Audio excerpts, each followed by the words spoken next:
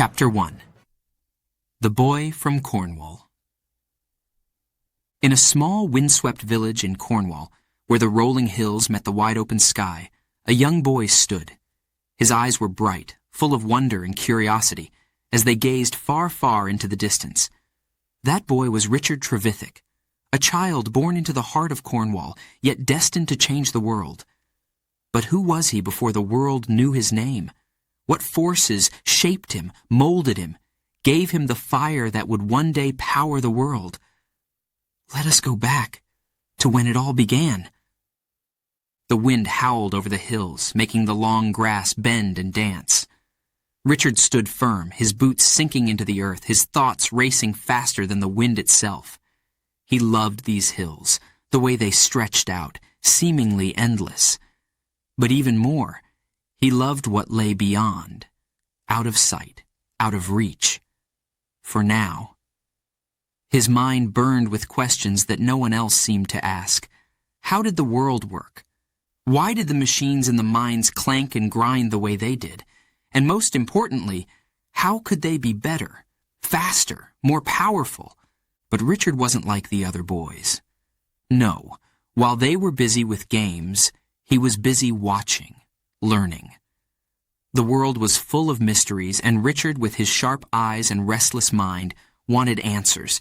He would spend hours, just watching the great beams of the engines in the mines near his home, the steam, the hissing, the way the metal moved. He was fascinated, even as a child.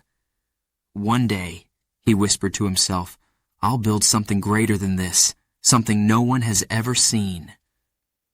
His father, a respected mining manager, often caught him gazing off into the distance, deep in thought. "Richard," he would call, trying to pull him back to reality. "You'll never learn anything by just staring at the sky, lad." But little did his father know, it was in those moments of quiet, in those moments of stillness, that the future of steam was beginning to take shape in Richard's mind. "Someday I'll show you, Father," Richard would mutter under his breath. He wasn't upset. No, not Richard. He was determined. He could feel it, deep inside, a spark that no one else could see. But Richard knew that one day it would grow into a flame, a fire that would change the world. But life wasn't easy in Cornwall. The mines, dark, damp, dangerous, were the lifeblood of the land. And Richard, growing up among miners, knew the risks they faced every day. He watched as men descended into the earth, their faces grim, their backs bent with exhaustion. The machines they worked with were old, slow, barely able to keep up with the demands of the job. The engines sputtered and groaned, wasting energy, wasting time. "Why can't they work better?" Richard would ask. "Why can't we make them stronger?" But no one had answers for him. They just accepted things as they were. But not Richard. No, never Richard. One summer afternoon, the sky was painted a deep, endless blue, and the hills shimmered under the sun.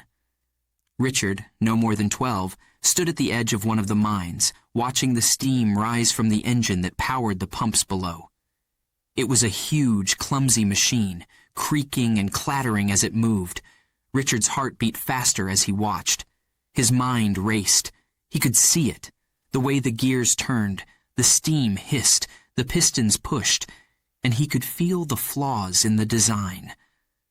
"If only," he murmured, his fingers twitching as if they longed to tinker, to fix, to improve. "Richard!" a voice called from behind, snapping him from his thoughts. It was his teacher, old Mr. Vivian, a kind man but strict, his gray beard twitching as he frowned. "Dreaming again, are we?" Richard turned, grinning. "No, sir," he said, trying to hide the excitement in his voice. "Just thinking." Mr. Vivian shook his head, but there was a softness in his eyes. He knew Richard was different from the other boys.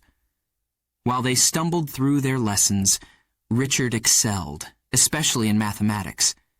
He had a mind for numbers. and a hunger to learn. But Richard wasn't satisfied with books alone. Oh no, his mind needed more. It needed movement, power, machines. He spent every spare moment at the mines, watching the engines, asking questions, always asking. But the men laughed. "What's the boy on about now?" They'd chuckle. They couldn't see it. They couldn't see what Richard saw. But he didn't care. Because he knew. He knew that one day, they would all see. Years passed, and Richard grew taller, stronger. His hands, now rough from working beside his father, knew the feel of cold iron and hot steam. His eyes, sharper than ever, could trace the path of a machine's movement in a heartbeat.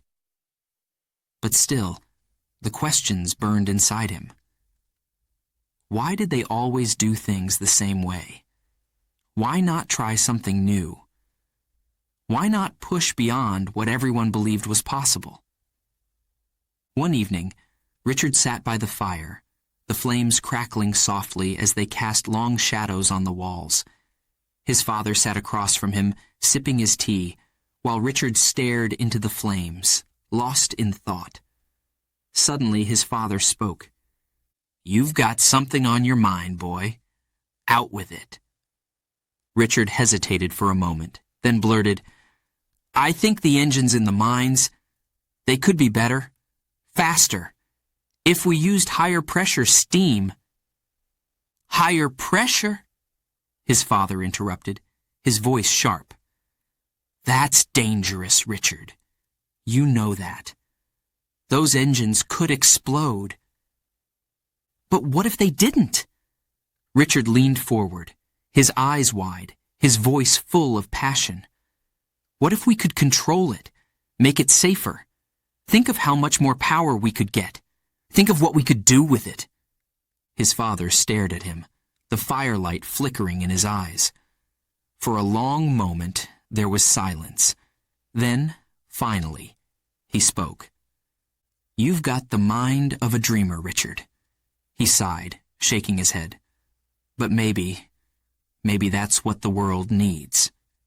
And so, Richard Trevithick, the boy from Cornwall, continued to dream, to imagine, to wonder. The winds of change were blowing through the hills, whispering in his ears, fueling the fire inside him. A fire that would not die. Chapter 2. Dreams of Steam. Richard Trevithick was not like the other children. Oh no. His mind was always moving, always turning like the gears of the engines he loved so much. While the other boys ran through the fields, their laughter filling the air, Richard's thoughts were elsewhere. He wasn't chasing after games or playing in the dirt. His mind was full of ideas, of questions, and more than anything else, of machines. How can I make them faster? He would wonder. How can I make them stronger? Every day the same thoughts returned. Every day the gears in his mind turned faster, tighter. But the answers, they always felt just out of reach. At night, when most children fell into peaceful sleep, Richard's dreams were anything but quiet. His imagination roared to life, a world of machines taking over his mind. Enormous gears grinding and turning filled his dreams. He could hear the hiss of steam escaping, the clank of metal, the thunderous pulse of engines coming to life. But these weren't the machines he knew. No. In his dreams they were bigger, grander, more powerful than anything he had ever seen. In these dreams, Richard saw engines that moved without the pull of a horse, without the push of a man. They didn't need water wheels to turn, nor muscle to crank them. No, they were driven by something else, something new, something mighty, something that could change everything. It was steam. Steam could be the answer, he whispered to himself, even in his sleep. It was always there, haunting him, calling to him. And in those dreams, the steam-powered machines moved like nothing else on earth. Fast, unstoppable, alive. But dreams alone were not enough for Richard. No, he was a boy of action. As soon as the sun rose, he would rush outside, his feet carrying him to the nearest mine or engine house. He spent hours watching, studying, learning. He traced the movements of the giant beams with his eyes, his heart pounding as the machines groaned under the weight of their own power. He memorized every gear, every lever, every puff of steam. What if it could be done differently? He asked himself over and over. What if steam could be made stronger, faster? His father, once again, caught him staring at the machinery, his brows furrowed in thought.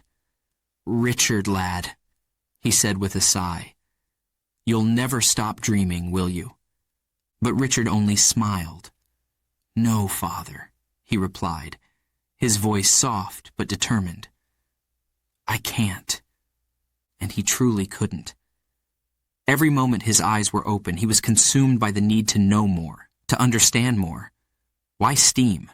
Why not something else? But deep down he knew steam was special. It wasn't like water or wind. No, steam had a strength all its own, and Richard could feel that strength, waiting to be unleashed. The other boys often laughed at Richard. "What are you staring at, Trevithick?" they'd shout, their voices full of teasing. But Richard never let them distract him. He wasn't interested in their games, their jokes. He was chasing something far bigger. He could see it, feel it, right there, just beyond his grasp. One day, as Richard stood beside one of the old engines, its massive gears turning slowly, he heard a voice behind him. "You're wasting your time, boy," the voice said, deep and gravelly. Richard turned and saw old Tom, a grizzled miner with gray hair and a weathered face. He'd worked in the mines his whole life, and like everyone else, he was used to the slow, unreliable machines that powered the mines. He didn't believe things could be different, didn't believe they needed to be different. "Steam engines are dangerous," Tom continued, shaking his head. "High pressure. It'll blow up in your face before you can even blink." But Richard only stared at the machine before him, his eyes gleaming with ideas. He wasn't afraid of the danger. No, the danger only fueled his curiosity. "What if it didn't have to be that way?" Richard asked softly, his voice filled with wonder. "What if we could control it? What if steam could be even more powerful, without the risk?" Tom chuckled. "You've got dreams, boy. But dreams won't keep a mine running." Richard didn't respond. He didn't need to. He knew what Tom couldn't see, what no one could see yet. Dreams, yes, but these weren't just any dreams. They were dreams of steam, dreams of power, dreams of possibility, and Richard wasn't going to let them go. As the years passed, Richard's fascination with steam grew stronger. He began experimenting with anything he could find, scraps of metal, broken gears, old bits of machinery. He built small models, engines powered by steam, their tiny gears whirring, their pistons pumping. Each one was better than the last. Faster, smoother, more efficient. But still, Richard wasn't satisfied. "It's not enough," he muttered, his hands stained with grease as he tinkered late into the night. "It needs to be bigger. It needs to be stronger." He could feel it, like a storm brewing inside him, the need to push the boundaries of what was possible. And so, Richard kept dreaming. He dreamed of machines that could move not just water, but people. Carriages that could drive themselves, powered by steam, racing across the landscape. He dreamed of engines that could pull heavy loads, stronger than any horse, faster than any man. And with every dream, his determination grew. One night, as Richard lay in bed, the house quiet, the only sound the soft crackle of the fire downstairs, he stared at the ceiling, his mind whirling. In his head, the machines were alive, moving, roaring, unstoppable. He could see them clearly now. The gears turning, the pistons firing, the steam escaping in thick clouds as the machines rushed forward with unbelievable speed. "Steam," he whispered, his voice barely audible in the stillness. "Steam is the future." He could feel it in his bones, in the very air around him. Steam wasn't just a tool. It wasn't just another source of power. It was the key to everything. It could drive engines, power machines, change the way the world worked. And Richard was determined to be the one to unlock its full potential. And so, night after night, day after day, Richard's mind kept turning, always turning, just like the gears in his dreams. The other children may have played, laughed, forgotten their childish thoughts, but Richard's thoughts, they never left him. For Richard, Trevithick was not like other children. He didn't dream of castles, of riches, of glory. No, his dreams were made of metal and steam, dreams of machines so powerful they would one day change the world. And little by little, step by step, Richard was getting closer to making those dreams a reality. Chapter 3. The Challenge of the Giants. Richard Trevithick stood tall, but before him were giants. Not men of great height, no, but giants in reputation, in experience, in knowledge. These men, these engineers, had spent their lives mastering the craft. They were the experts, the ones who had built the world Richard lived in. And yet, there he was, a young man burning with ideas, standing in their shadow. "Trevithick," they would say with a sneer, "your ideas are too wild. You're dreaming too big, boy." The words were sharp, like a slap in the face. But Richard wasn't one to back down. Not now, not ever. The world of engineering, of machines, was dominated by these older men. They had spent years perfecting the engines, working with slow, steady improvements. They built their machines large, bulky, and safe.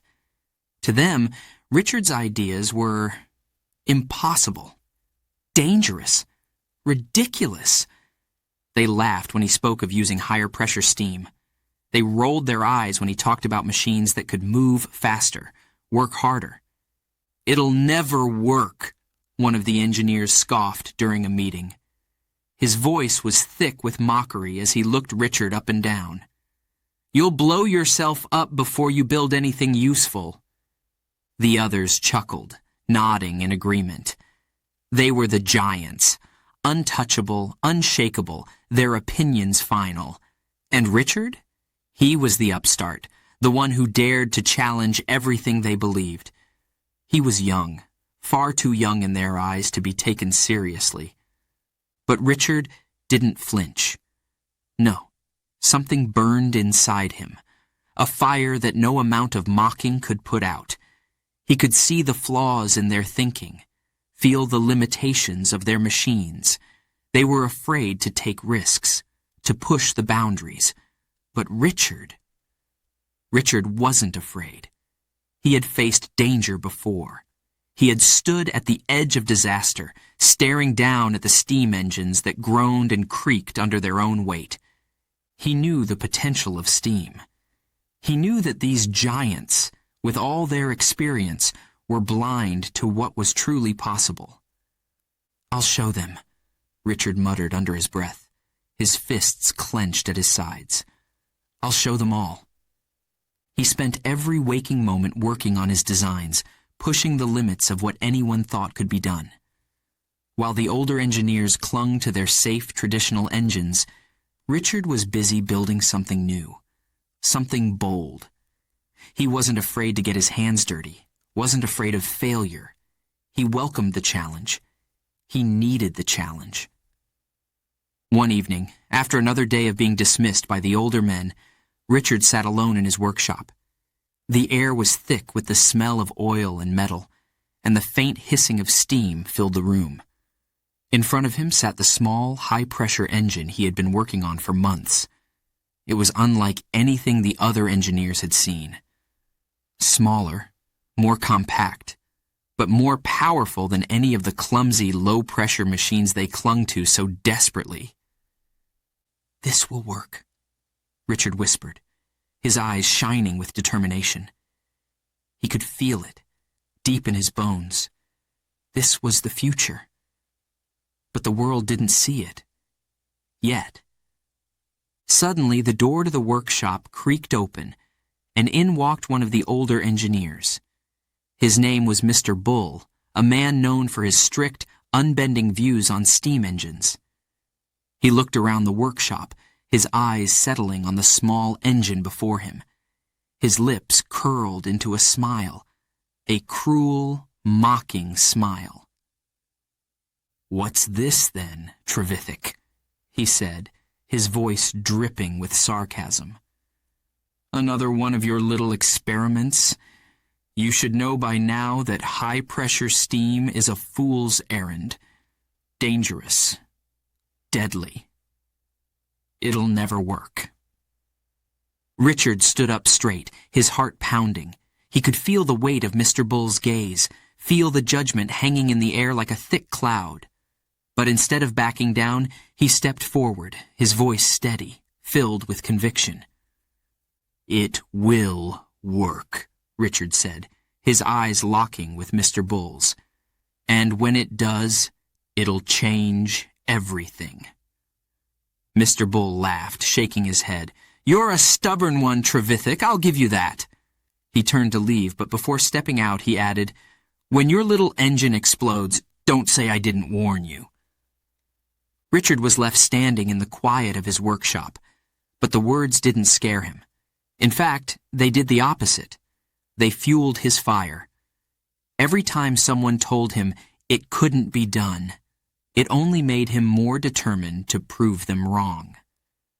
These giants of engineering may have been experienced, but they were stuck in the past, clinging to old methods, old ideas. Richard? He was looking forward to the future, and that future was steam. The days turned into weeks, and the weeks into months. Richard worked tirelessly, pouring all of his energy, all of his passion into his new engine. The challenges were many. Parts would break, steam would leak, the pressure would build too fast. But every failure only taught him something new, brought him one step closer to success. Finally, the day came. The engine was ready. Smaller than anything the giants had built, but far more powerful, faster, efficient. It hissed and puffed as it came to life, the gears turning, the pistons pumping with a rhythm that Richard had dreamed of for years. His heart pounded in his chest, excitement and tension bubbling inside him. The older engineers gathered around, their faces filled with doubt. They stood, arms crossed, whispering to each other, expecting the worst.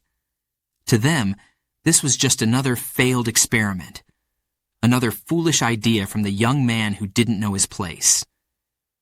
"This will never work," one of them muttered. But Richard knew better. He had put everything into this engine. His heart, his soul, his very dreams. He wasn't about to let the giants crush his ambition.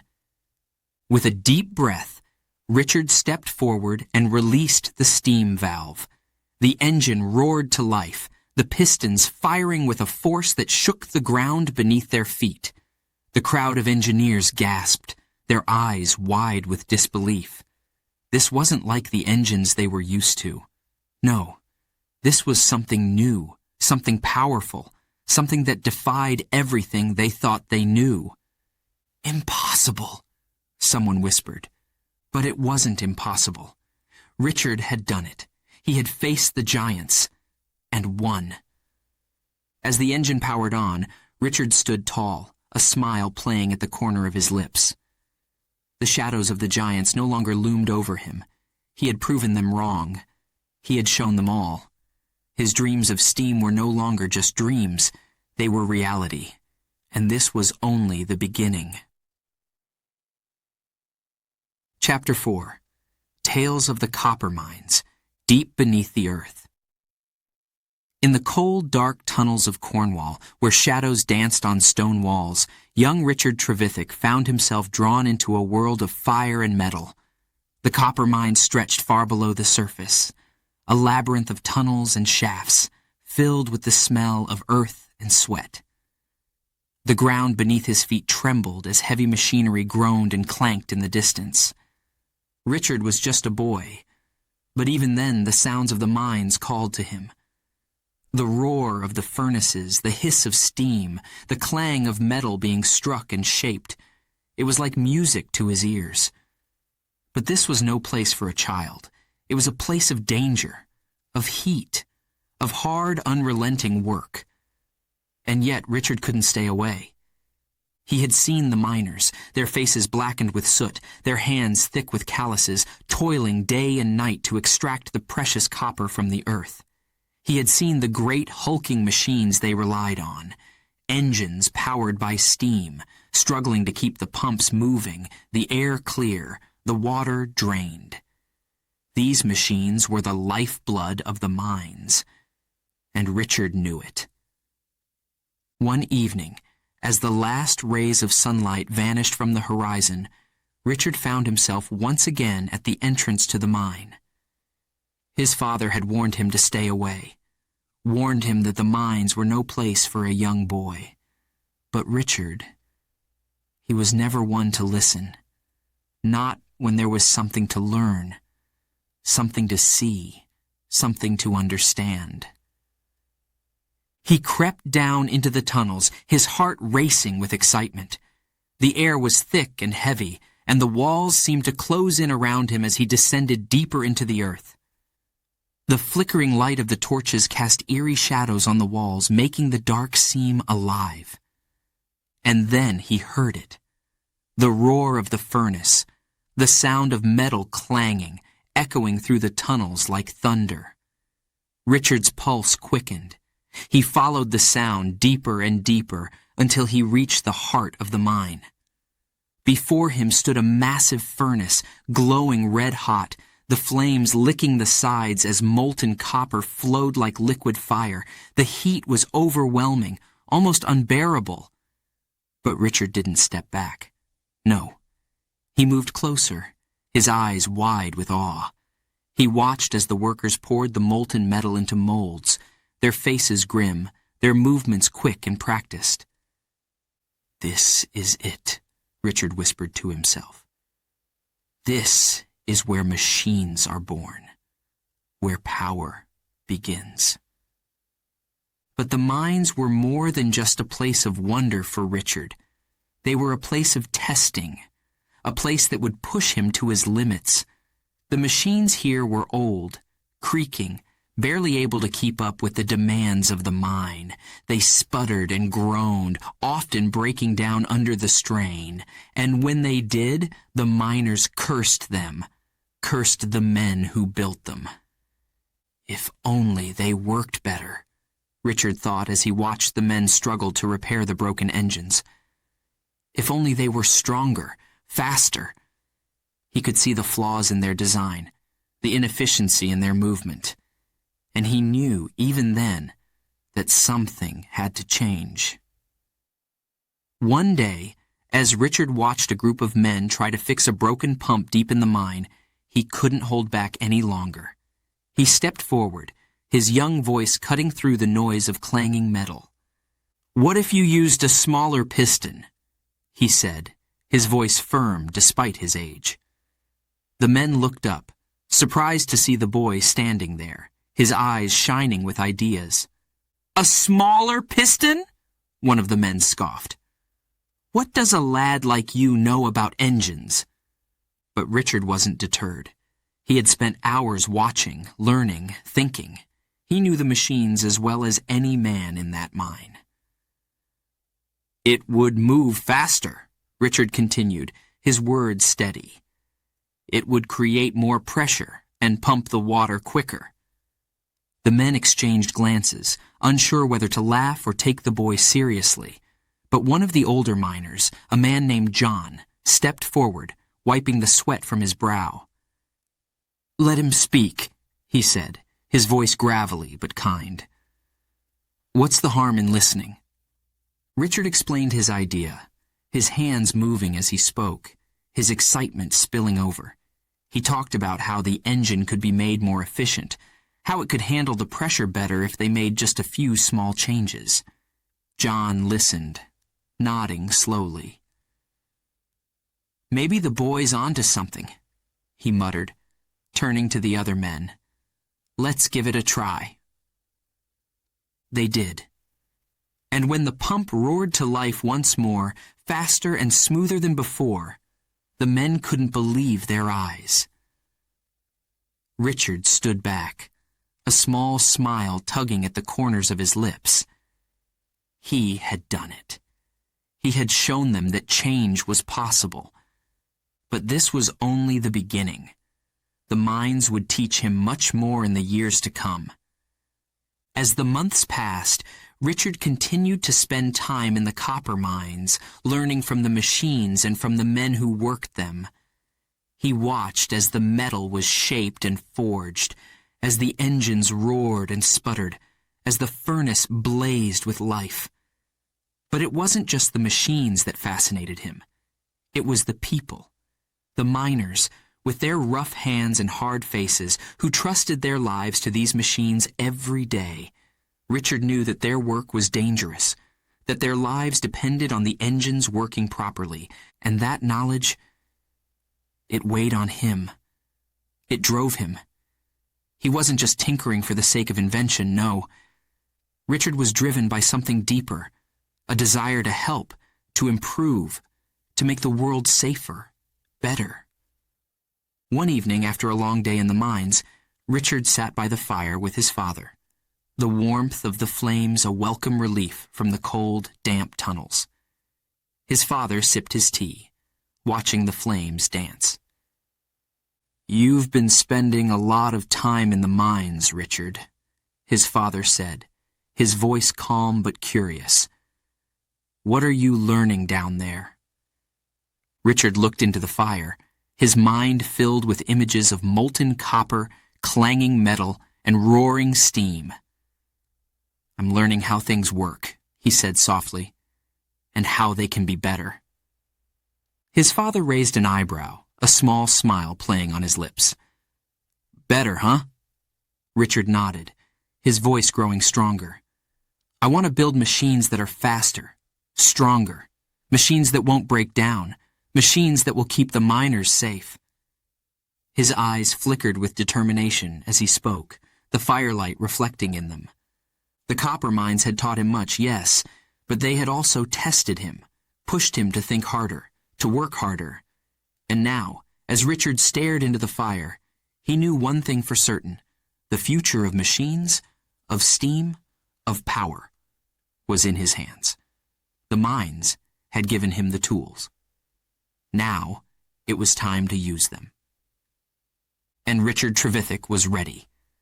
Ready to take on the challenges ahead. Ready to build the machines that would one day change the world.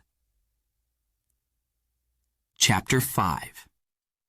The Vision in the Flames. It was a cold evening, the kind of cold that bit at your skin, seeped into your bones, and made the warmth of a fire feel like a distant dream. But there he sat, Richard Trevithick, staring into the flickering flames, lost in thought. The fire crackled softly, sending sparks into the air, casting shadows that danced on the walls around him. Outside, the wind howled. But inside Richard's mind, something incredible was happening. He wasn't just watching the flames. No, he was seeing something within them, something more than just the warmth, more than just the flicker of light. As he stared into the heart of the fire, he could feel it, deep down, an idea, a vision, taking shape. His heart began to race, his pulse quickened. There, in the dancing flames, he didn't just see a machine, he saw a future. For years, Richard had been surrounded by machines, working in the copper mines, fixing engines, watching steam-powered pistons rise and fall. He had tinkered, built, and improved. But tonight, something was different. Something inside him shifted, and in that moment, As the flames licked at the air, he saw it clearly. "This isn't just about machines," Richard whispered to himself, leaning forward, the heat from the fire warming his face. "This is about something bigger." His eyes widened, his breath coming in quick, sharp bursts. In his mind, the sketches began to form. Gears, wheels, pistons. Yes, but more than that. What if I could build something the world has never seen? His mind raced, images flashing before him. A machine, yes, but not just any machine. One that could move faster, work harder, last longer. A machine that would change the very way people lived, worked, traveled. Richard grabbed a piece of charcoal and a scrap of paper from the table beside him, his hands moving quickly, his fingers trembling with excitement.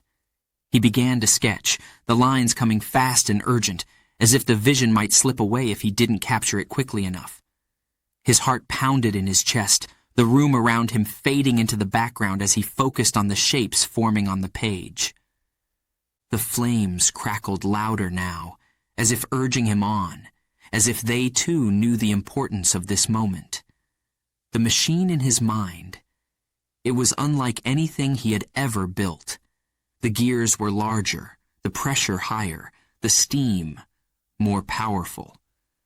"Steam," Richard muttered, his voice barely audible over the roaring fire. It was always steam. It had to be. But this time it would be different.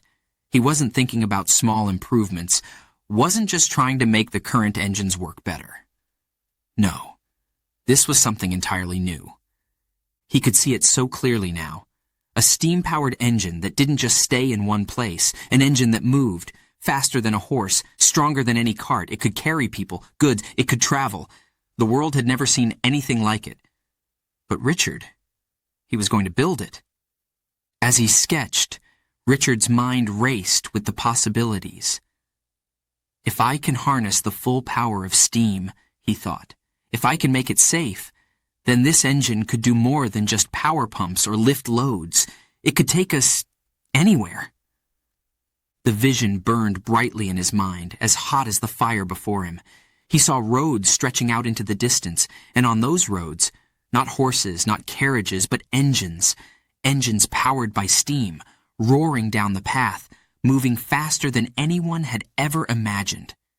His fingers moved even faster, sketching out the design, refining it, making it real. But it wasn't just the machine that drove him. No, it was something deeper, something greater. Richard didn't just want to build a machine. He wanted to build a legacy. He paused for a moment, his eyes flicking up from the paper to the flames once more. The fire danced wildly now, as if it too knew the magnitude of the vision that had taken hold in Richard's heart. "A legacy," Richard whispered, his voice filled with wonder. "Something that will outlast me. Something the world will remember." He could feel it, deep inside, a burning desire not just to be an inventor, but to be a pioneer, a man who would change the world forever. The firelight flickered across his face, illuminating his intense expression. This wasn't just about steam or engines anymore. This was about creating something that would leave a mark on history, something that would stand long after the flames of this fire had burned out. But with that vision came the weight of the challenge. Richard knew that what he was dreaming of, it was no small feat. The older engineers, the ones who had mocked him before, they would laugh at this idea too. They would call it impossible. They would say it couldn't be done. But Richard, he had never been one to listen to doubters, not when there was work to be done, not when there was a future to build. He looked down at the sketch before him. The design wasn't perfect yet, but it was a start. It was the beginning of something much larger than himself.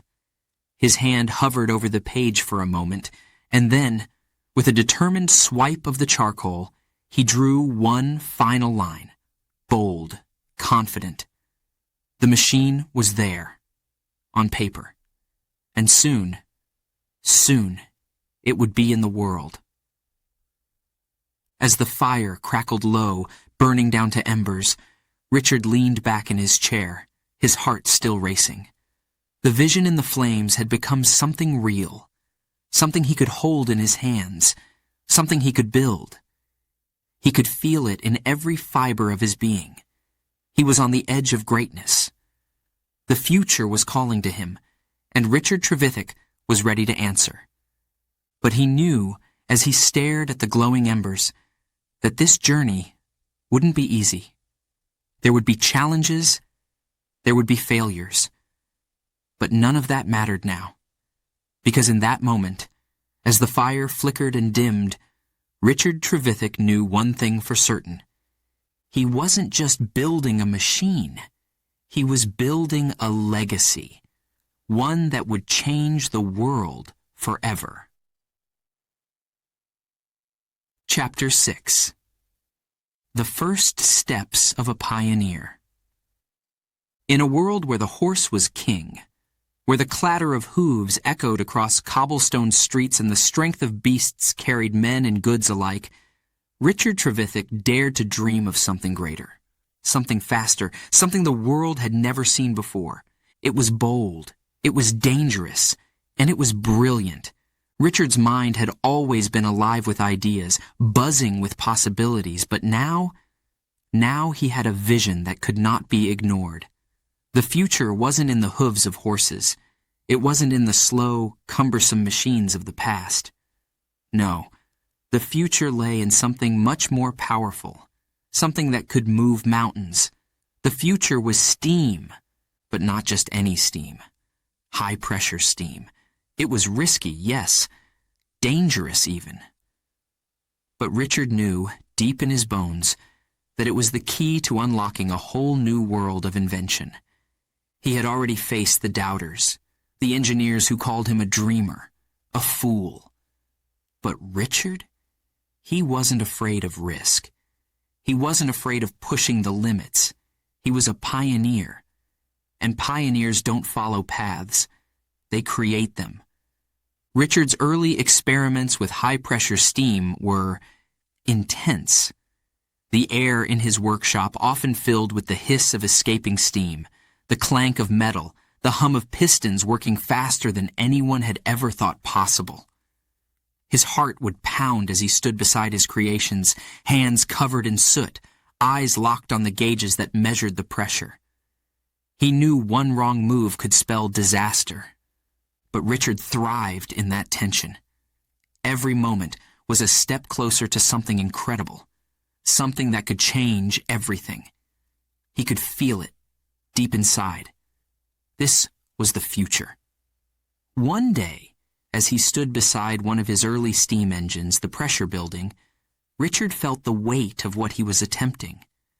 The machine rattled and shook, its parts straining under the force of the steam, the metal gleaming in the dim light of his workshop. Every nerve in his body was on edge. He could hear the power inside the engine, feel the energy waiting to be released. "Hold steady," he whispered to himself, his hands gripping the valve.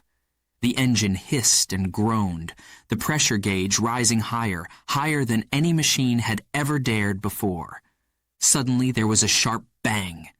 Richard flinched as steam shot out from one of the pipes, hissing like a serpent, filling the room with a thick white cloud. For a split second his heart stopped. But then the machine steadied. The parts kept moving, the pistons pumping, the wheels turning. It hadn't failed. It hadn't exploded. It had worked. Richard exhaled slowly, a grin spreading across his soot-streaked face. He had done it. He had proven that high-pressure steam could be controlled. This wasn't just an experiment. It was the first step in something much bigger. A new world, powered by steam. A world where men and machines worked together in ways no one had ever dreamed. But Richard knew this was just the beginning. His heart still raced as he sketched out new designs late into the night, his workshop lit only by the flickering glow of a lantern. His hands moved quickly, as if the ideas in his mind couldn't wait to get onto the paper. He dreamed of engines that could power carriages, engines that could move without the pull of horses. He saw a future where steam-powered machines could travel across roads, carrying people faster than any horse could run. The thought filled him with excitement and a touch of fear. But it wasn't just fear for the danger. No. There was a deeper fear, one that gnawed at Richard in quiet moments. The fear that the world wasn't ready, that people would cling to their horses, to their slow, safe ways, and refuse to embrace the power of steam. He could hear their voices in his mind, those who would say, "It's too dangerous," or "It'll never work." The giants of the engineering world had already mocked him once. What would they say now when they saw his vision of a world where steam replaced the strength of animals? But Richard was never one to back down from a challenge. One cold morning, Richard stepped outside, his breath misting in the crisp air. The sound of horses clopping along the road echoed in the distance. He watched them, their heavy hooves striking the earth, their muscles straining under the weight of carts and carriages. It was the way things had always been. But in Richard's mind, he saw something different. He saw roads filled not with the sound of hooves, but with the roar of engines. He could see it clearly. A world where steam drove machines forward, faster and farther than horses ever could. "It can be done," he whispered to himself, his eyes burning with determination. "I will make it happen." And so, the experiments continued. The pressure grew, both in the machines and in Richard's mind. He knew he was on the brink of something extraordinary. His machines were dangerous, yes. They hissed and sputtered, rattled and groaned. There were moments when the pressure became too much, when parts broke and steam shot out in angry bursts. But each failure was a lesson. Each broken part was a step forward. Richard didn't see failure as the end. It was simply the next step in the journey. And with every step, he grew more confident, more certain that he was on the right path. Finally, the day came. Richard had built an engine that didn't just sit in place, pumping water or lifting loads. No, this engine could move. It was smaller than the great steam engines of the mines, but it was powerful, sleek, and ready for something new. He stood beside it, his heart racing, his hands trembling with excitement. The world outside was still ruled by horses, but Richard knew this was the first step toward a new world, a world where steam reigned supreme. With a deep breath, he opened the valve. The engine roared to life, steam hissing as the pistons fired, the wheels turning. And for the first time, a steam-powered engine moved forward, carrying the weight of Richard's dreams with it. As the engine rolled slowly forward, Richard's chest swelled with pride. He had done it. The first step of a pioneer had been taken, but he knew as the machine moved along the road that this was only the beginning. There were still challenges to face, still doubters to silence, still risks to take. But Richard Trevithick wasn't afraid. He was a pioneer, and he had just taken the first steps toward a future powered not by horses, but by steam. Chapter 7. The Great Race of Cambourne. The streets of Cambourne were packed, a sea of faces, eyes wide with curiosity, hearts pounding with anticipation. The whispers had spread like wildfire. "Did you hear? It's happening today. He's really going to do it." But whispers quickly turned to gasps as the crowd began to gather, eyes straining to see what seemed impossible. There it was. Richard Trevithick's steam-powered road carriage standing tall and proud in the center of the street. It hissed, rattled, and gave off bursts of steam like a living, breathing creature. It was unlike anything the people had ever seen before. Horses, carriages, and carts had ruled these streets for as long as anyone could remember. But today was different. This wasn't just a race. This was history in the making.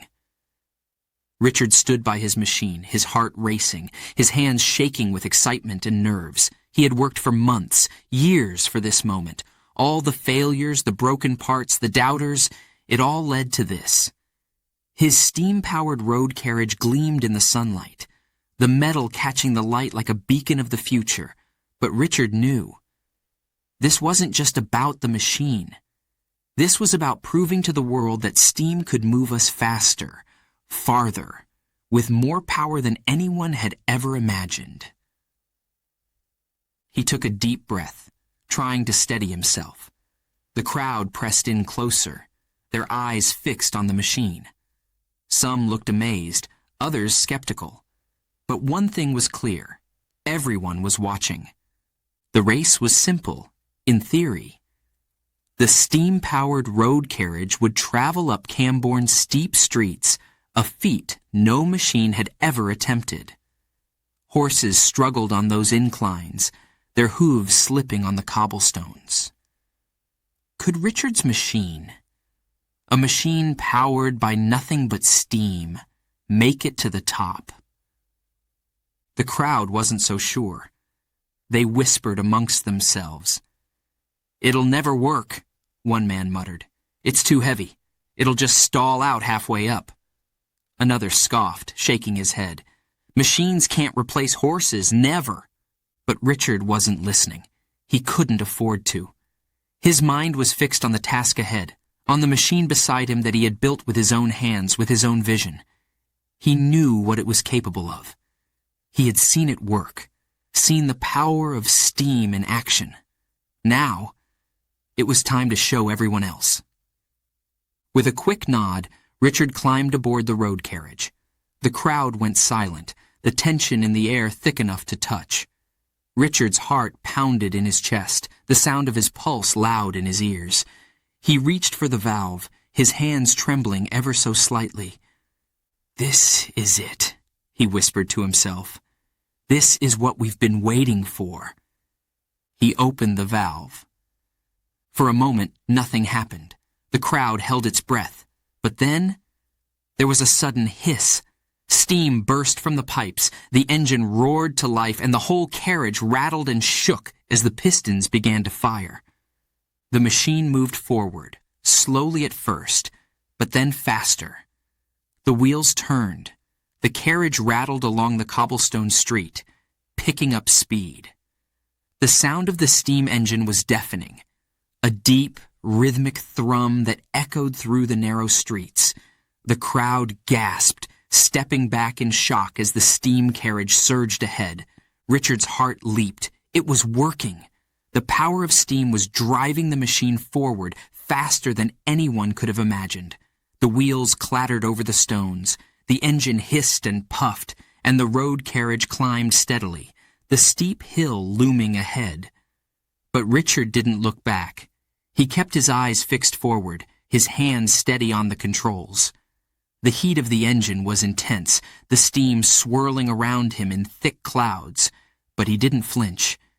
He knew this was the moment when steam would prove its power. The crowd was no longer whispering. They were shouting, cheering, their disbelief giving way to excitement. "It's working!" someone shouted. "It's really moving!" Another voice cut through the noise. "Go, Trevithick, go!" The road carriage climbed higher, faster. The incline grew steeper, the cobblestones slick under the wheels, but the machine didn't stop. Richard could feel the pressure building inside the engine, the power of steam pushing it forward. He gritted his teeth, his eyes locked on the road ahead. But then, the carriage jolted. The engine groaned. The wheels slipped. The steep hill seemed to fight back, the weight of the machine dragging it down. For a moment, the crowd went silent again, fear rippling through the streets. Would it stop? Would it fail? Richard's heart raced. He felt the tension in the machine, the strain of the engine as it battled the incline. But he didn't let up. He knew what the machine could do. He had pushed it harder, farther in his experiments. This wasn't the end. With a fierce determination, he reached for the valve again, adjusting the steam pressure.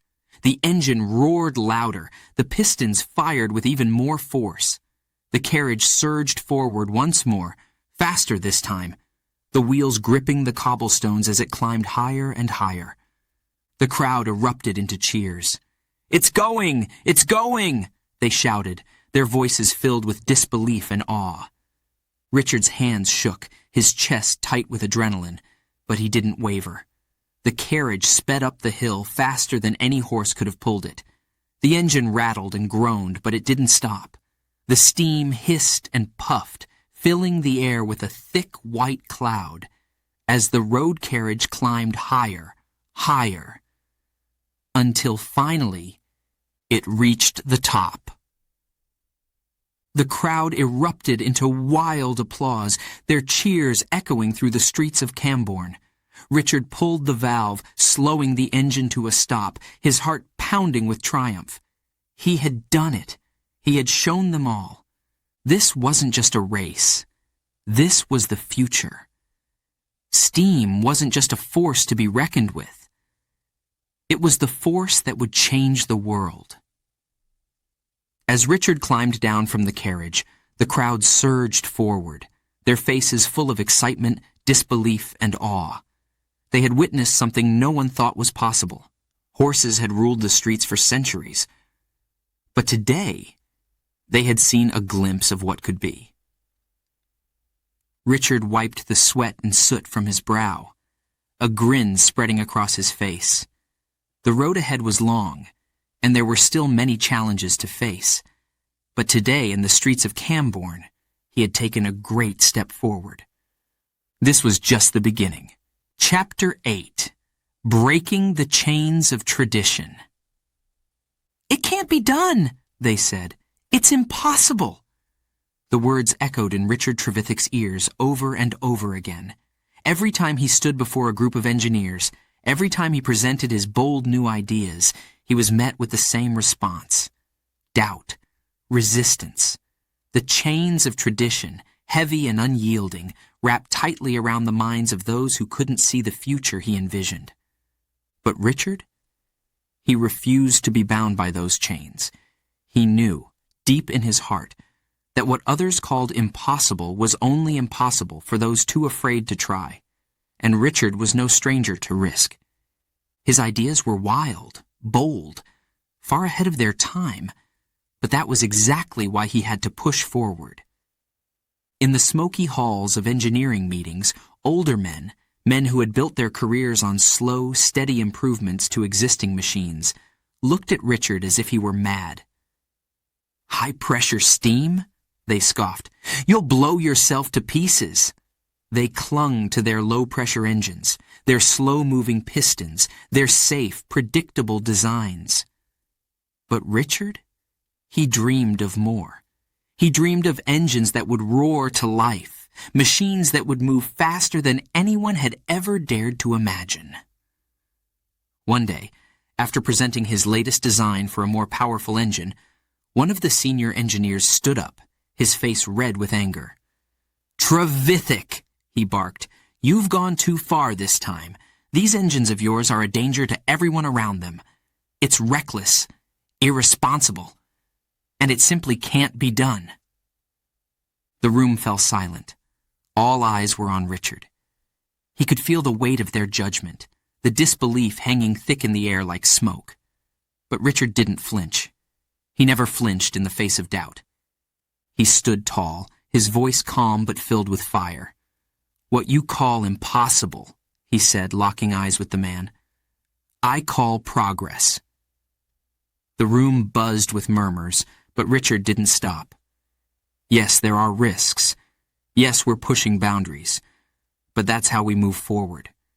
That's how we break the chains that keep us stuck in the past." There was silence then, but the look on the faces of the men told Richard everything he needed to know. They weren't ready. They were too chained to tradition, too afraid of the unknown. But Richard was different. For years, Richard had faced this kind of resistance, Ever since his early experiments with high-pressure steam, he had been told no more times than he could count. But every no only fueled his determination. He had seen it time and time again. People feared what they didn't understand. They clung to their old ways because it was safe, familiar. But safety had never been Richard's concern. He wasn't interested in keeping things the way they were. He was interested in what they could be, and so he pressed on. Richard's innovations didn't just break the mold.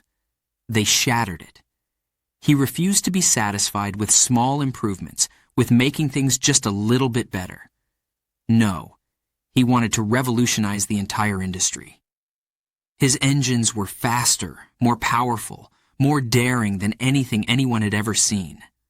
But with that innovation came danger. There were moments when the engine shook, rattled, and groaned under the pressure, moments when the risk of failure was all too real. But Richard knew that without risk, there could be no reward. Without danger, there could be no progress. Every time his machines roared to life, every time they pushed the boundaries of what was possible, Richard felt that fire inside him burned brighter. The world might doubt him, but he never doubted himself. One evening, after a particularly frustrating meeting with a group of investors who had laughed at his latest design, Richard sat alone in his workshop. The air was thick with the smell of oil and metal, the soft hissing of steam in the background. He stared at the unfinished machine before him, the pieces scattered across the workbench, his mind racing. They had called him a fool. They had said his ideas were impossible, but Richard couldn't shake the feeling that he was on the edge of something great. He leaned forward, running his fingers over the cold metal, his thoughts swirling like the steam that hissed around him. "I won't be chained by their beliefs," he whispered to himself, his voice filled with quiet determination. "I'll break free. I'll show them all." The next morning, Richard was back at work, pushing his machine harder, refining every detail, making it stronger, faster. He didn't care what the others said. He didn't care that they laughed, that they doubted him. The truth was, they didn't understand. They couldn't see what he saw. They couldn't see the future. But that didn't matter. Richard didn't need their approval. He didn't need them to believe in him. He believed in himself. And as the weeks passed, the machine began to take shape. The pistons moved with precision. The gears turned with a smooth, steady rhythm. Richard could feel it. This was what he had been working toward. This was what he had been dreaming of. Finally, the day came. Richard stood beside his machine, the air thick with anticipation. The chains of tradition that had held so many back were nowhere to be found here. This was a moment of freedom, a moment of triumph. He opened the valve, and the engine roared to life with a power that shook the ground beneath his feet. Steam billowed into the air. The pistons fired with a strength unlike anything anyone had ever seen before. The machine moved forward, faster than Richard had even dared to hope. And as it raced ahead, as the gears turned and the wheels spun, Richard knew he had done it. He had broken the chains that held him back. He had proven the doubters wrong, time and time again. He wasn't just an engineer, he was a pioneer. But Richard knew that this was only the beginning. The world was still clinging to its old ways, still resisting the power of steam, still doubting that a new age was on the horizon. There would be more battles to fight, more barriers to break. But Richard was ready. He had faced the chains of tradition, and he had broken them. And now he was ready to lead the world into the future he had always dreamed of. Richard Trevithick, the man who refused to be bound by the past, was forging a path toward the future. The world had doubted him, laughed at him, even feared his ideas. But now they would have no choice but to follow. For the chains of tradition had been broken, and nothing could hold him back. Chapter 9. The pressure builds. The pressure was building, and not just inside the engines. Richard Trevithick's experiments had grown bolder, more daring, more dangerous. Every new design pushed the limits of what was possible, and with each breakthrough came even greater risks. Richard could feel it, deep in his chest, like a tightening coil. The stakes had never been higher. But Richard? He wasn't one to back away. He knew that true innovation never came without danger. In the dim light of his workshop, the air was thick with tension, the familiar hiss of steam filling the room as another of his engines sputtered to life. His hands trembled slightly as he made the final adjustments, the pressure inside the machine building. Higher, higher, until the very walls seemed to tremble. The gauges flickered dangerously, and for a moment, the world seemed to hold its breath. "Hold steady," Richard whispered to himself, his fingers poised over the valve. The metal groaned under the strain, the pipes rattling, the engine roaring to life with a power that shook the ground beneath him. And then, boom! The engine exploded, sending a deafening crash through the workshop, steam hissing wildly into the air.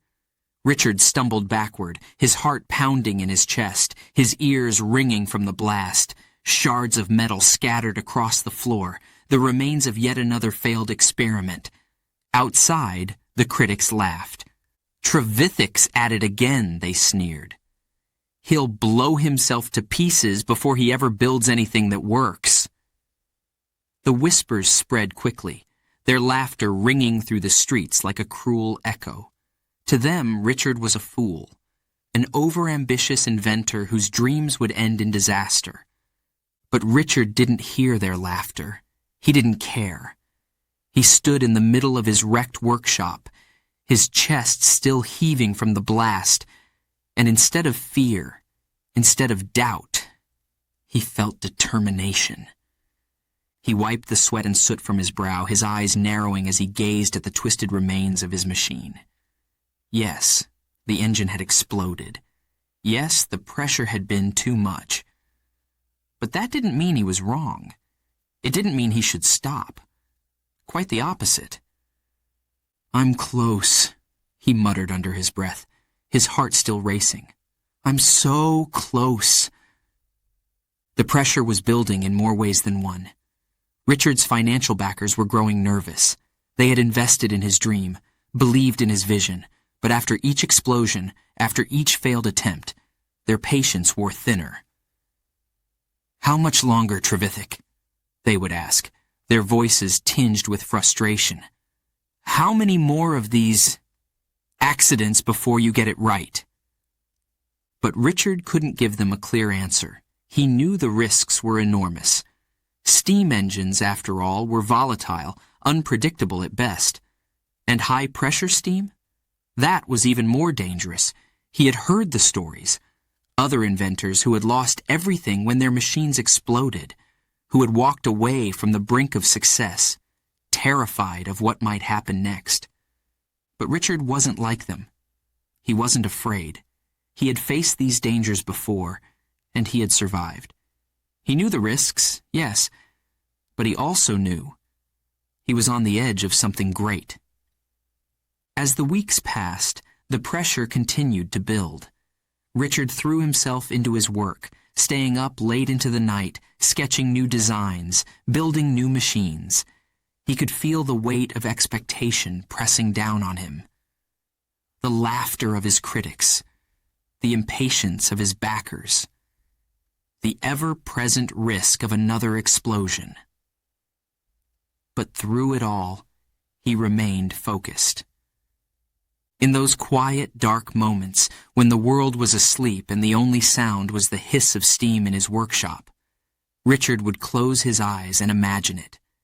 The engine working perfectly, the steam pushing the pistons, the wheels turning with a power that was smooth, unstoppable. He could see it so clearly. Success was just within his grasp. But the world outside continued to doubt him. Every failure brought more whispers, more laughter. "Trevithick's lost his mind," they said. "How many more engines will he destroy before he gives up?" And the worst part? Some of his closest allies, those who had once believed in him, were beginning to doubt as well. One evening, as Richard stood beside his latest machine, making final adjustments, his friend John, one of his most trusted engineers, approached him, his face pale with concern. "Richard," John said quietly, his voice tinged with worry, "maybe it's time to stop. The engines, they're too dangerous. We've had too many close calls. The pressure is just too high." Richard didn't respond right away. He stared at the engine, the metal gleaming under the dim light, the gauges flickering as the pressure inside began to build. John's words hung in the air, heavy and uncertain. But Richard? His resolve never wavered. "If we stop now," Richard said, his voice steady, "we'll never know how close we were to success. Every failure brings us one step closer. Every risk is a step toward progress." John sighed, shaking his head. "You're mad," he muttered. "Completely mad." Richard smiled, his eyes gleaming with determination. "Maybe," he said, "but madness is the price of greatness." And so the experiments continued. The pressure built higher and higher, both in the machines and in Richard's own heart. The risks grew with each new design, each new engine. Steam hissed, metal groaned, explosions rattled his workshop. But Richard? He pressed on. He knew the world doubted him. He knew the critics were waiting for him to fail. But what they didn't understand, what they could never understand, was that failure wasn't the end. Failure was just another step on the path to success. One fateful day, as Richard stood before yet another high-pressure engine, the tension in the air was almost unbearable. The pressure inside the machine was higher than ever before, the gauges flickering wildly, the metal creaking under the strain. He could feel the weight of it, the danger lurking just beneath the surface. But this time was different. He opened the valve slowly, his heart pounding in his chest. The engine roared to life, the pistons firing, the gears turning with a smooth, powerful motion. The pressure built and built. But this time, the engine held steady. It didn't explode. It didn't fail. It worked. Richard's heart leaped in his chest as he watched the machine hum to life, the sound of steam hissing through the pipes like a symphony. He had done it. After all the failures, all the risks, all the pressure, he had finally succeeded. The critics, the doubters, they would soon fall silent. Richard had proven them wrong. He had taken the impossible and made it real. And as the machine roared ahead, unstoppable and powerful, Richard knew that this was only the beginning. The pressure had built, but now the world would see what high-pressure steam could really do. Chapter 10. Against the Tide. There were those who believed he was a madman, a dreamer lost in the clouds. They whispered behind his back, shaking their heads at his visions of steam-powered locomotion. The very idea seemed ridiculous to them. "It'll never work," they said with a sneer. "He's lost his mind." And yet, Richard Trevithick stood firm, unwavering in his belief that steam could move the world, literally. The tide of disbelief rose higher with every passing day. But Richard? He fought on, his resolve unshakable. He knew that greatness didn't come without struggle, without facing the impossible head-on, and he was willing to do just that. The world around him was slow to change. Horses still ruled the roads, pulling heavy carts and carriages. The clatter of hooves and the creak of wooden wheels filled the streets. It was the way things had always been. The thought that a machine, powered by steam no less, could replace horses? To most people, it was laughable. But to Richard, it was inevitable. Every night as he sketched new designs by the flickering light of his lantern, he could see it. In his mind's eye, the future was clear. Steam-powered locomotives would race across the land, faster than any horse, stronger than any carriage. They would carry people, goods, and dreams from one corner of the world to the other. But first, he had to convince the world it was possible. It wasn't easy. The critics were louder than ever. In the taverns, in the streets, people spoke of Trevithick as though he were a madman on the brink of disaster. A locomotive? Impossible, they scoffed. What does he think he's doing? But Richard didn't listen to their doubts. He couldn't. He was too busy working, too busy building. His steam-powered locomotive was more than just an idea now. It was becoming real, piece by piece, gear by gear.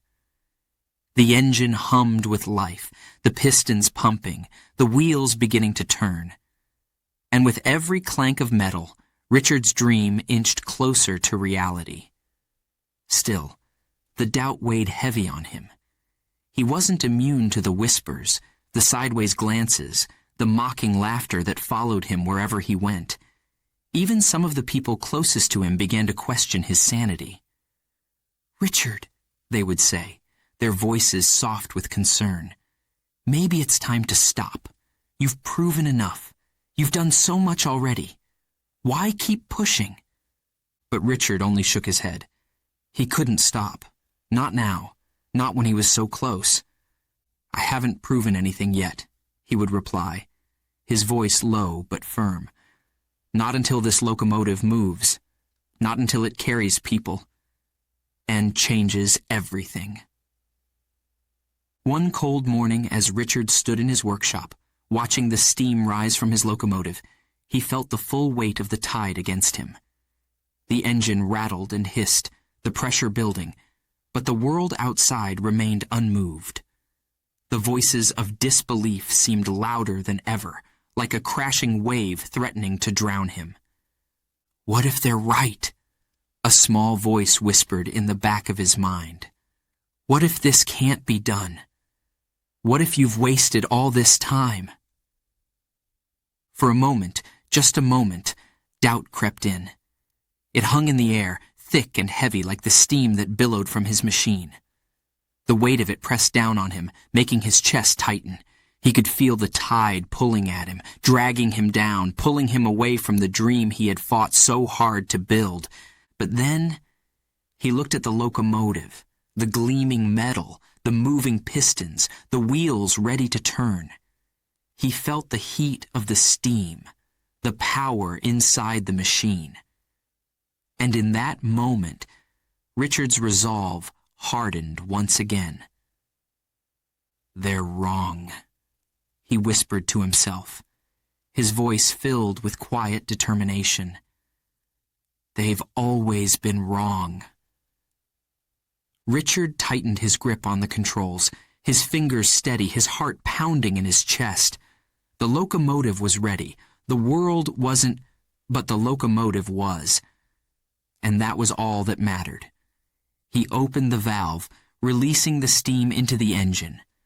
The machine groaned.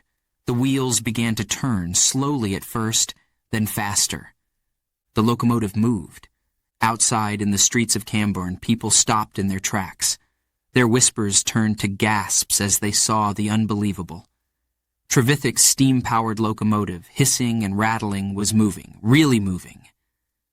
It chugged down the tracks, its metal wheels clattering over the rails, steam billowing into the cold morning air.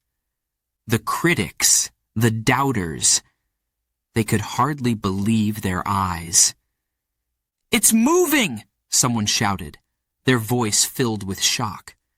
"It's actually moving!" another voice cried out, disbelief giving way to awe. Richard stood aboard the locomotive, his eyes locked on the road ahead. The tide of disbelief had been strong, but this was stronger. The machine roared to life, picking up speed, carrying him forward, away from the doubts, away from the whispers. But Richard knew this was just the beginning. The road ahead was long, the challenges far from over. The tide of tradition still loomed large. Many would continue to resist, to say it wasn't possible, to cling to the old ways. But now they had seen it with their own eyes. Now they had witnessed the power of steam, the power of Richard's dream. The tide was turning.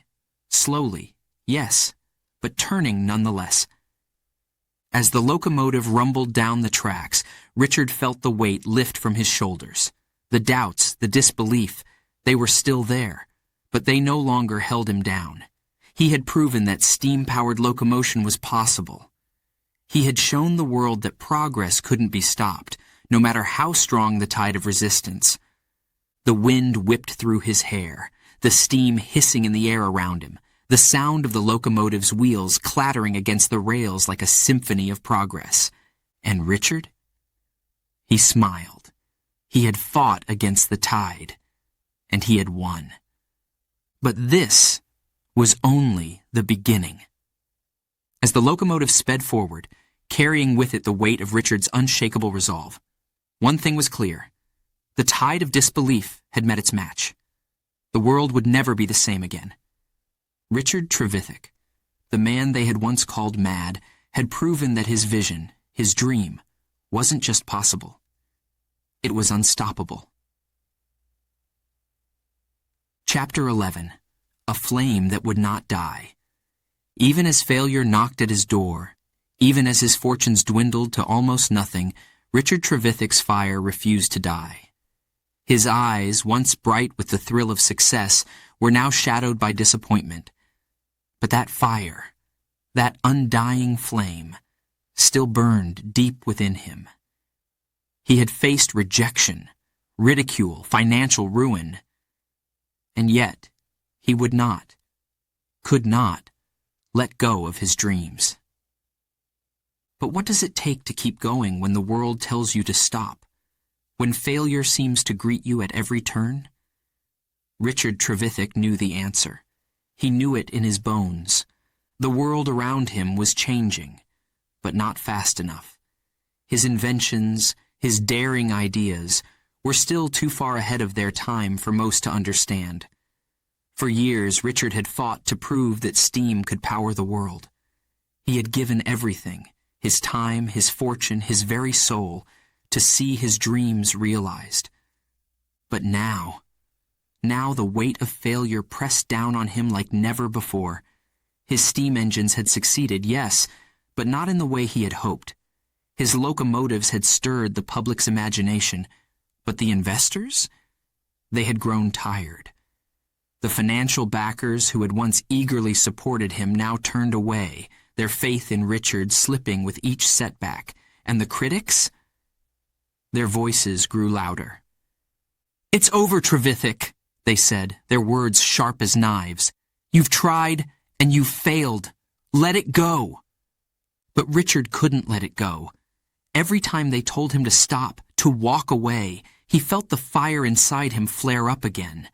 They didn't understand. They couldn't see what he saw.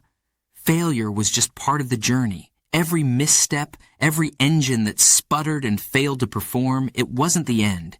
It was simply the next step towards something greater. One cold evening, as the sun dipped below the horizon, Richard sat alone in his workshop. The air was thick with the smell of oil and coal, and the flicker of a single candle cast long dancing shadows on the walls. His eyes, tired and red from sleepless nights, were fixed on the half-finished machine before him. His hands, blackened with soot, rested on his knees, heavy with the weight of it all. His fortunes had dwindled. The wealth he had once had was gone, spent on projects that hadn't yet reached their full potential. There were days when he didn't know where the next meal would come from, but still, the flame burned on. Even as the cold nipped at his skin, even as the darkness seemed to close in around him, Richard's dreams kept him warm. "I can't stop now," he whispered to the empty room. "I'm so close. I know it." But it wasn't just the machines that needed fuel. Richard needed it too. His body, worn from years of relentless work, felt the strain. His mind, once sharp and focused, was clouded by exhaustion. But no matter how tired he was, no matter how many times failure knocked at his door, Richard knew he couldn't give up. There was something deeper that kept him going. It wasn't just the machines, the engines, the steam. It was the dream itself. The belief that what he was doing mattered.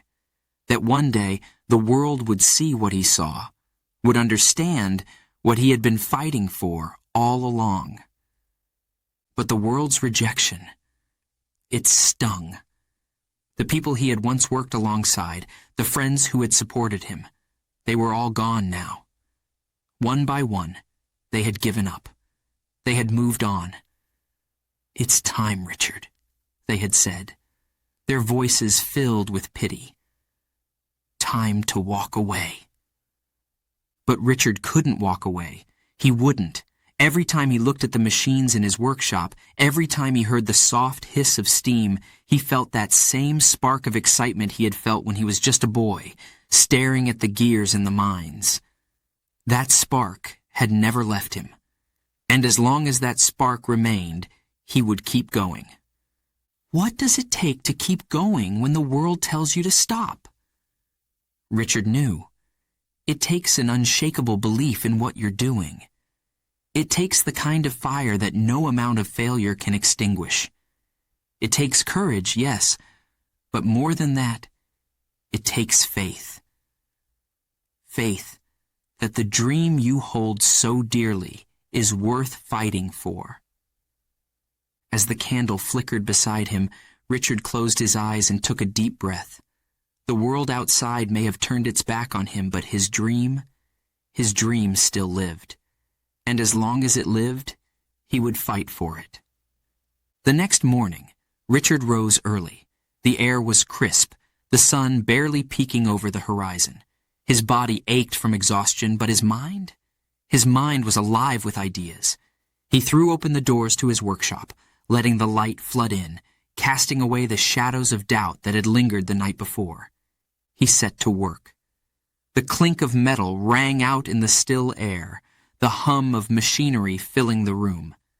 The engine before him was new, smaller than the ones he had built before, but more powerful, more refined. He had learned from every failure, every mistake. And now, he was ready to try again. Failure knocked at his door again and again, but Richard didn't flinch. Each time the machine sputtered, each time a part broke, he simply tightened his grip, adjusted the design, and pressed on. The fire inside him burned brighter with every step. He wasn't building for the doubters. He wasn't building for the investors who had abandoned him. He was building for the future, for the dream that still flickered in the back of his mind, for the legacy that he knew he was destined to leave behind. As the days turned into weeks, the engine began to take shape. Piece by piece, gear by gear, it came to life under his skilled hands. The flame inside Richard never wavered, never dimmed.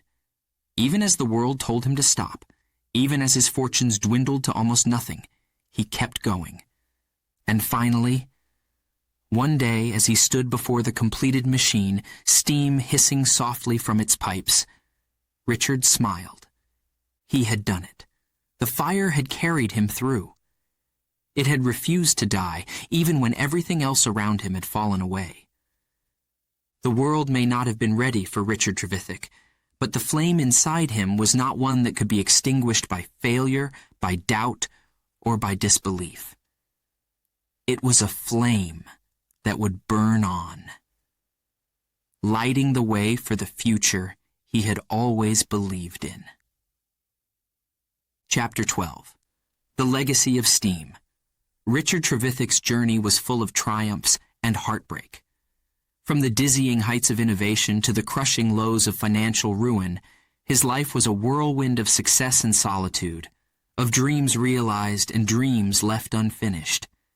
He had built machines that roared to life, engines that rattled and hissed, promising a future full of possibility. But with each triumph came setbacks. With each victory came the shadow of doubt and the weight of failure. Yet, in the end, one thing remained: the legacy of steam. Richard had fought for it with everything he had. He had pushed the boundaries of what machines could do, dreaming of a world powered not by muscle but by steam. His vision had been wild, bold, and far ahead of its time. And though the world hadn't fully understood him while he lived, though he faced ridicule, disbelief, and isolation, the world he left behind would never be the same again. For Richard had given birth to an age of industrial wonders. As the years passed, steam engines began to change everything. The massive machines Richard had dreamed of, the ones that others had mocked, were now everywhere, on railways, in factories, in ships. They powered the rise of industry, driving forward an age of progress that would transform the world. And at the heart of it all, though his name may not always have been spoken, was Richard Trevithick. He had planted the seed. He had dared to dream, dared to risk everything, and now the world was reaping the benefits. But what did Richard see at the end of his own life? Not the triumph of steam, not the bustling factories or speeding locomotives. No, Richard Trevithick passed from this world with little recognition. His fortunes faded. His name whispered only in quiet circles. He did not live to see the true scope of his influence. The Industrial Revolution that would sweep across nations, it was only just beginning in his lifetime. And though he wasn't there to witness the full fruits of his labor, the flame he had ignited, the flame of steam, burned on. Richard had never been one to chase fame. He had never sought riches or recognition. He had chased progress, and in the end, he had found it. The engines he had built were only the beginning, a first step into a new world.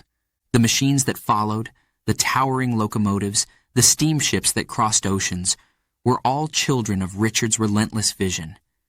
His perseverance had laid the foundation for the industrial age. Factories hummed with life, powered by steam engines that roared day and night, driving production, progress, and change. Railways crisscrossed continents, shrinking distances, and connecting people in ways once thought impossible. None of this would have been possible without the courage, the madness, and the brilliance of Richard Trevithick. But his journey had been lonely. Though he stood at the forefront of innovation, he had often stood alone. The world had not been ready for his ideas. Not at first, but pioneers are rarely understood in their own time. Richard knew that. He had lived it. Yet, despite the solitude, despite the many doors slammed in his face, he never stopped. He couldn't stop. And that, in the end, was his true legacy.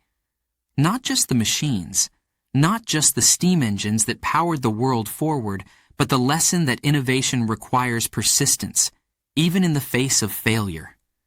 Even when the world says no 1,000 times, the fire must keep burning. Richard's fire had never died, and neither did his influence. Decades after his death, as steam-powered locomotives raced across England, as factories sprang up across the world, As ships plowed through the seas with the strength of steam, the world finally understood. The name Richard Trevithick became more than just a footnote in the history of engineering. It became a symbol of what it meant to push forward, to break the chains of tradition, to stand against the tide of doubt, and to light the way for others. Historians, engineers, and inventors looked back and saw the truth. Without Richard Trevithick, the world may never have known the full potential of steam. Without his bold experiments, his willingness to fail and try again, the world would have taken far longer to embrace the power of the steam engine. And so, as the world marched forward into the industrial age, Richard's name marched with it. His legacy wasn't just in the machines he built, but in the endless possibilities he had unlocked. The spark he had ignited had set off a chain reaction that would propel humanity into a new era. What remains, one might ask? What did Richard leave behind? Look around. In the rumble of a passing train, in the hum of a factory floor, in the hiss of steam that still powers some of the greatest marvels of engineering. Richard's legacy is everywhere. He gave the world steam, and through steam, he gave the world progress. In the end, Richard Trevithick's journey was one of triumphs and heartbreak, of moments where the world seemed within his grasp, and others where everything slipped away. He knew the highs of success, the sting of failure, and the solitude of walking a path that no one else could see. But in the end, the man who dreamed of a world powered by steam left behind a legacy that would outlive him. His name may have faded from memory in his time, but his influence never did. It grew, quietly at first, and then louder, as the world caught up to his vision. Richard Trevithick, the man who had once been called a madman, was not forgotten. His perseverance, his refusal to give up, had shaped the modern world. And though he may not have lived to see the full fruits of his labor, one thing is certain: the world would never be the same again.